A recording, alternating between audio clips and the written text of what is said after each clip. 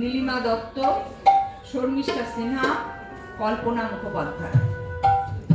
আমরা এমনিতে 10-12 জনের গ্রুপ, কিন্তু এখানে পার্টিসিপেট করছি মাত্র 5 জন।